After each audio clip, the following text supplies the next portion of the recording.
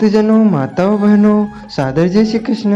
हमारे YouTube channel में आप सभी का बहुत बहुत स्वागत है। मैं हूं आपके साथ आचार्य नीलेश शर्मा। सबसे पहले आपको और आपके पूरे परिवार को देवशयनी एकादशी की बहुत बहुत शुभकामनाएं एवं बधाइयाँ। भगवान श्री लक्ष्मी नारायण का भरपूर आशीर्वाद आप सभी के जीवन पर निरंतर बना रहे। आप सभी सुखी रहें, स्वस्थ रहें, व्यस्त रहें और मस्त रहें, निरंतर उन्नति तथा प्रगति को प्राप्त करते रहें। आज हम आपको बताने जा रहे हैं कि इस बार देवशयनी एकादशी का महापर्व कब रहेगा, एकादशी व्रत आपको कब करना है तथा पूजा की विधि क्या रहेगी और व्रत का पारना यानी कि व्रत खोलने का समय कब से कब तक रहेगा तथा यह भी बताएंगे कि देवशयन की विधि आपको किस प्रकार संपन्न करना चाहिए। आप सभी से हम अनुरोध करते हैं कि इस ज्ञानवर्धक वीडियो को अंत तक अवश्य देखिएगा और देखने के बाद अधिक से अधिक लोगों को शेयर करिएगा ताकि उनको देवशयन की शुभ विधि, एकादशी का व्रत की विधि सब कुछ पता चल सके। आषाढ़ माह के शुक्ल पक्ष की एकादशी तिथि को देवशयनी एकादशी, पद्मनाभा एकादशी या आषाढ़ी एकादशी या विष्णु जन्मोत्सव के नाम से जाना जाता है। इसी दिन से चातुर्मास भी प्रारंभ हो जाता है। हमारे धर्म ग्रंथों तथा पुराणों के अनुसार चतुर्मास का समय भगवान की भक्ति करने का समय है। इस दौरान मांगलिक कार्यक्रम संपन्न नहीं किए जाते हैं। इस बार देवशयनी एकादशी का महापर्व 29 जून 2023 गुरुवार के दिन रहेगा। धर्म शास्त्रों के अनुसार भगवान विष्णु ने वामन रूप में दैत्यराज बलि से 3 पग भूमि दान में मांगी थी। भगवान ने पहले पग में संपूर्ण पृथ्वी, आकाश और चारों दिशाओं को ढक लिया था। अगले पग में ऊपर के संपूर्ण लोकों, स्वर्गलोकों सहित सभी को ढक लिया था, सभी को प्राप्त कर लिया था। तीसरे पग में बलि ने अपने आप को समर्पित करते हुए सिर पर पग रखने का प्रभु से निवेदन किया था। इस प्रकार के दान से प्रसन्न होते हुए भगवान ने बलि को पाताल लोक का राजा बना दिया और कहा कि वर मांगो। बलि ने वरदान मांगते हुए कहा कि भगवान आप मेरे महल में नित्य निवास करें। तब भगवान ने बलि को भक्ति परायण देखते हुए 4 माह तक उसके महल में रहने का वरदान दिया। भगवान विष्णु देवशयनी एकादशी से देव प्रबोधनी एकादशी तक पाताल में राजा बलि के महल में निवास करते हैं। सनातन धर्म में एकादशी का व्रत बहुत महत्वपूर्ण माना जाता है। प्रत्येक वर्ष 24 एकादशियां होती है। जब अधिक मास, पुरुषोत्तम मास, मल मास आता है तब कुल मिलाकर के 26 एकादशियां हो जाती है। आषाढ़ माह के शुक्ल पक्ष की एकादशी को देवशयनी एकादशी कहा जाता है। इसको पद्मनाभा एकादशी के नाम से भी जाना जाता है। सूर्य देव जब मिथुन राशि पर आते हैं तब यह एकादशी आती है। इसी दिन से चातुर्मास का आरंभ हो जाता है। इस दिन श्री भगवान हरि विष्णु क्षीर सागर में शयन करते हैं और फिर लगभग 4 माह बाद जब तुला राशि में सूर्य आते हैं तब उन्हें जगाया जाता है। उस दिन को देवोत्थानी एकादशी के नाम से जाना जाता है। इस बीच के अंतराल को ही चातुर्मास कहा गया है। पुराणों में, धर्म ग्रंथों में वर्णन आता है कि भगवान विष्णु इस दिन से 4 मास पर्यंत यानी कि चतुर्मास पाताल में राजा बलि के महल में निवास करके कार्तिक शुक्ल पक्ष की एकादशी को लौटते हैं। इसी प्रयोजन से इस दिन भगवान का शयन करवाया जाता है। कार्तिक शुक्ल एकादशी को प्रबोधनी एकादशी कहते हैं।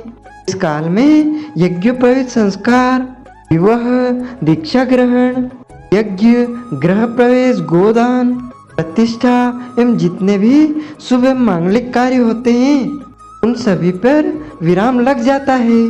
वह सभी निराकार माने गए हैं।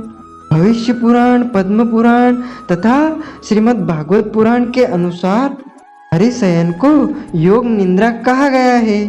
शास्त्र के अनुसार हरि शब्द सूर्य, चंद्रमा, वायु, विष्णु आदि अनेक अर्थों से प्रयुक्त है। हरिशयन का तात्पर्य इन 4 माह में बादल और वर्षा के कारण सूर्य चंद्रमा का तेज क्षीण हो जाना उनके शयन का ही द्योतक माना गया है। इस समय में पित्त स्वरूप अग्नि की गति शांत हो जाने के कारण शरीरगत शक्ति क्षीण या सो जाती है। आधुनिक युग में वैज्ञानिकों ने भी खोजा है कि चातुर्मास में मुख्यतः वर्षा ऋतु में विभिन्न प्रकार के कीटाणु अर्थात सूक्ष्म रोग जंतु उत्पन्न हो जाते हैं। जल की बहुलता एवं सूर्य का तेज पृथ्वी पर अति अल्प अवस्था में पहुंचना इनका कारण है। धार्मिक शास्त्रों के अनुसार आषाढ़ माह के शुक्ल पक्ष की एकादशी के दिन शंकासुर दैत्य का प्रभु ने वध किया था।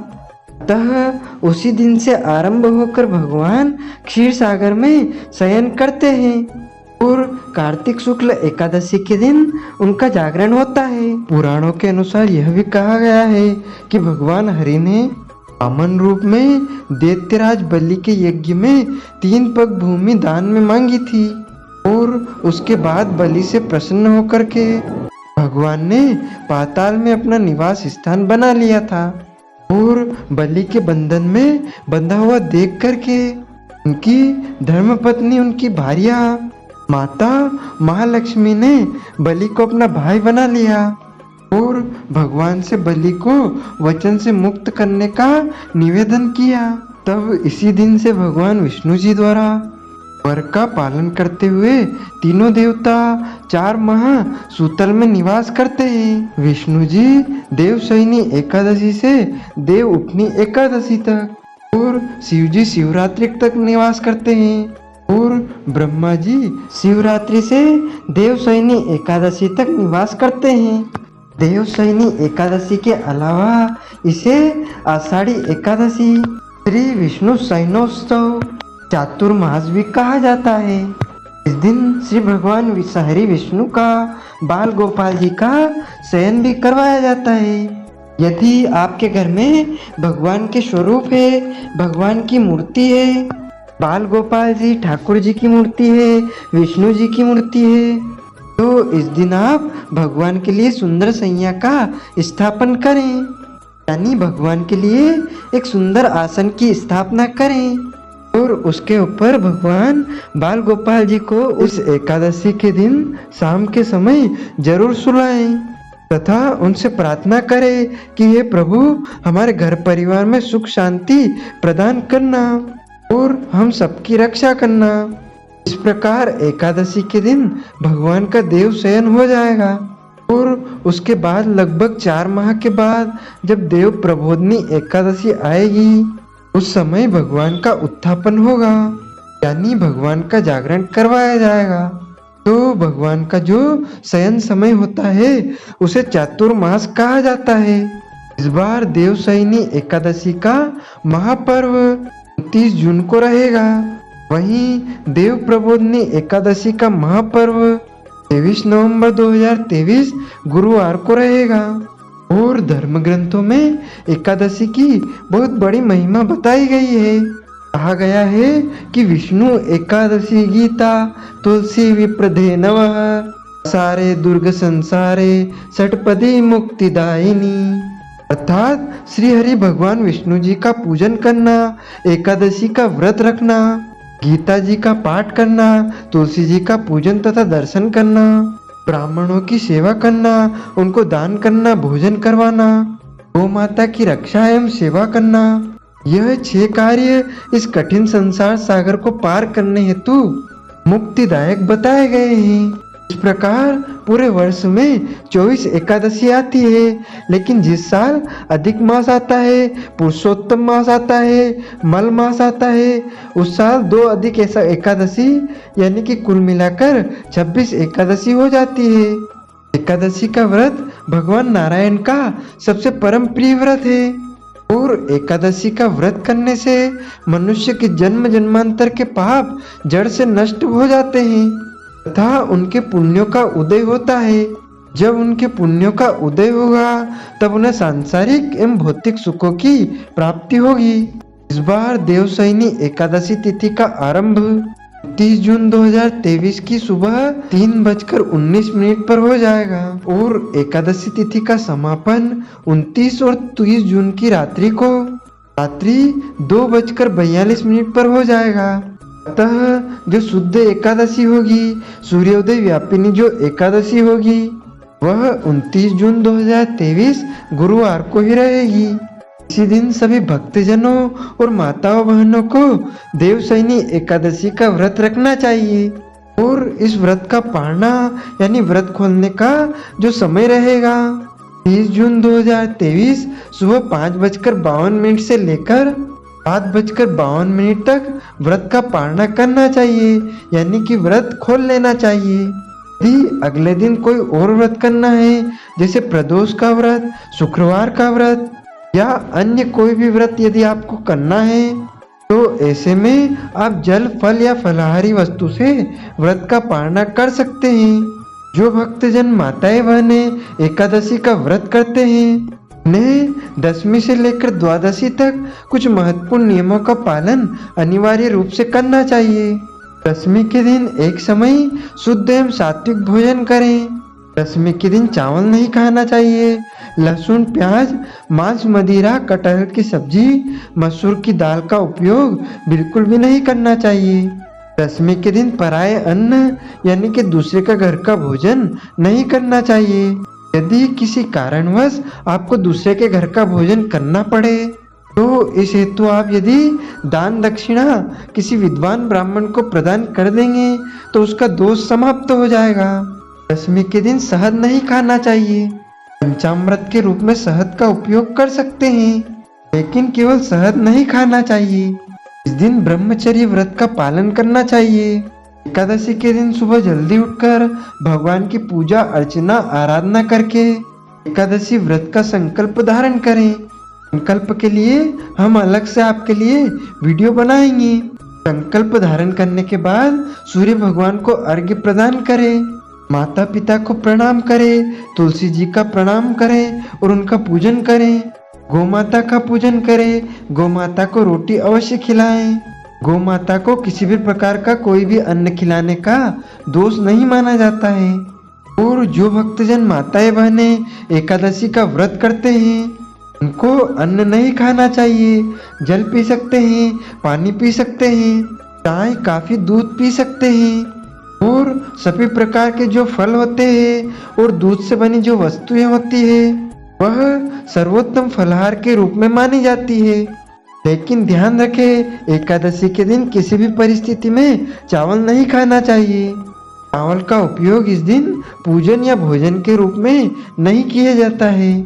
एकादशी के दिन लहसुन, प्याज, मांस, मदिरा, कटहल की सब्जी, मसूर की दाल का उपयोग अपने घर में बिल्कुल भी नहीं करना चाहिए। एकादशी के दिन झूठ ना बोले, क्रोध ना करे, लड़ाई झगड़े, वाद विवाद बिल्कुल भी नहीं करना चाहिए। इस दिन ब्रह्मचर्य व्रत का पालन करना चाहिए। दाढ़ी, कटिंग, शेविंग बिल्कुल भी नहीं करवाना चाहिए।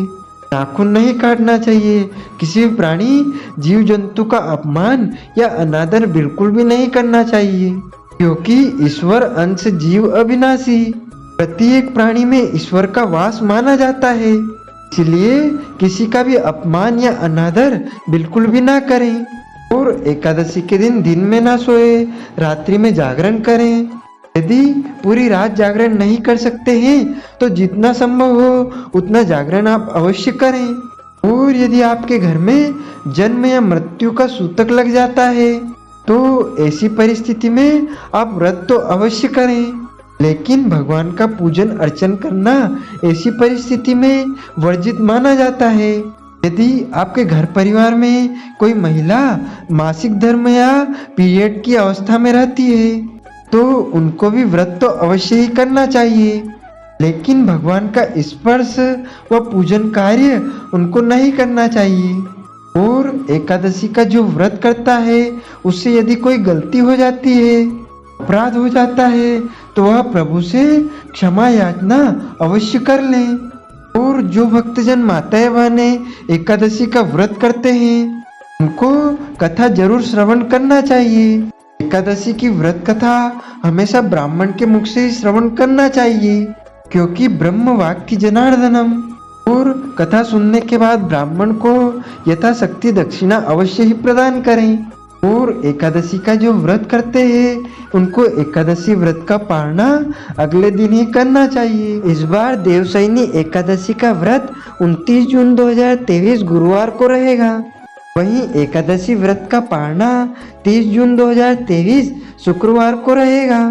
सुबह जल्दी उठे, स्नान आदि नित्य कर्म से निवृत्त होकर के संकल्प धारण करें।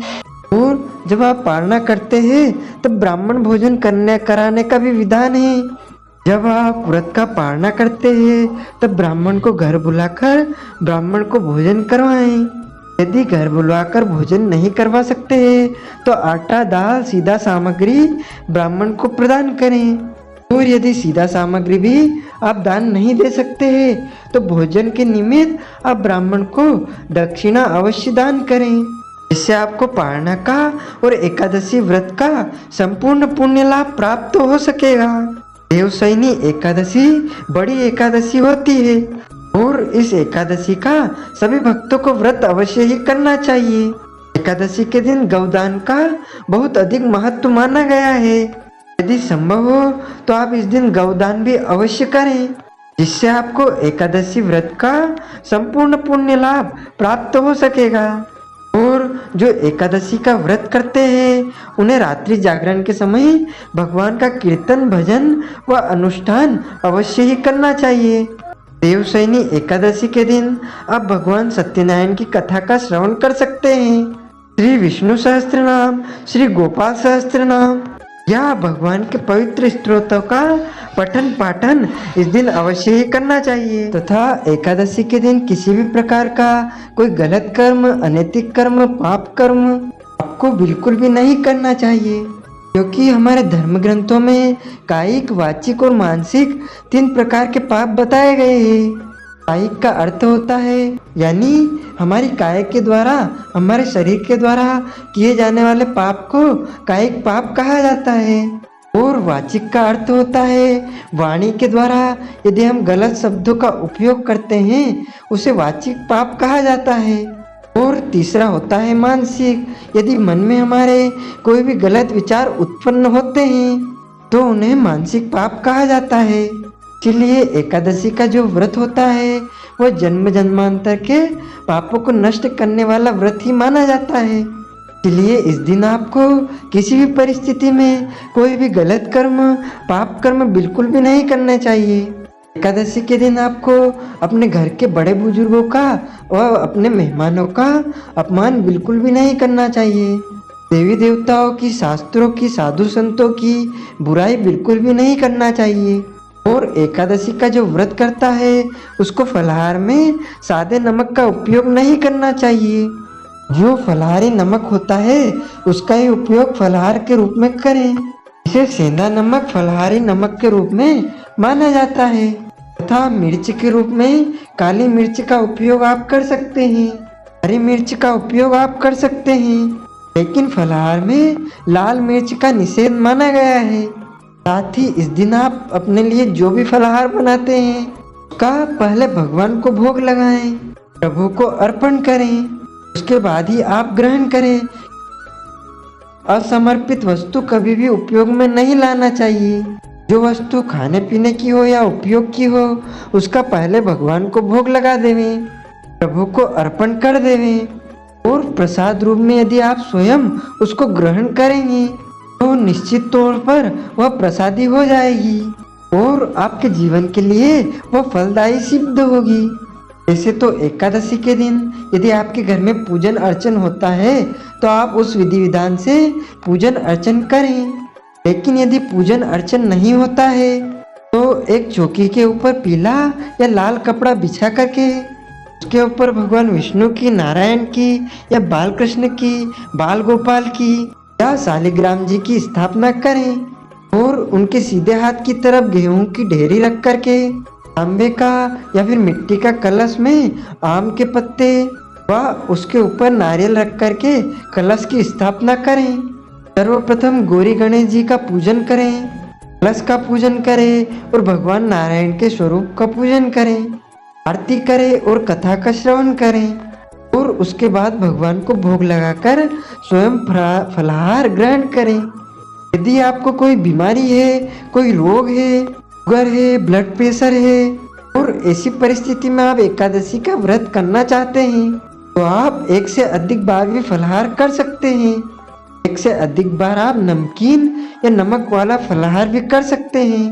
इसका कोई दोष नहीं माना जाता है, क्योंकि मनुष्य का पहला कर्तव्य होता है शरीर की रक्षा करना और शरीर के अंदर एक परमात्मा निवास करते हैं, उनकी रक्षा करना हमारा सबसे पहला प्रथम कर्तव्य होता है। तो हम व्रत अवश्य करें, प्रभु की प्रसन्नता के लिए हम व्रत करते हैं, लेकिन हमारे अंदर जो परमात्मा निवास करते हैं उनका भी हम ध्यान रखें और व्रत को यदि पूरे विधि विधान से करेंगे तो भगवान की कृपा निश्चित रूप से आपके ऊपर बरसेगी।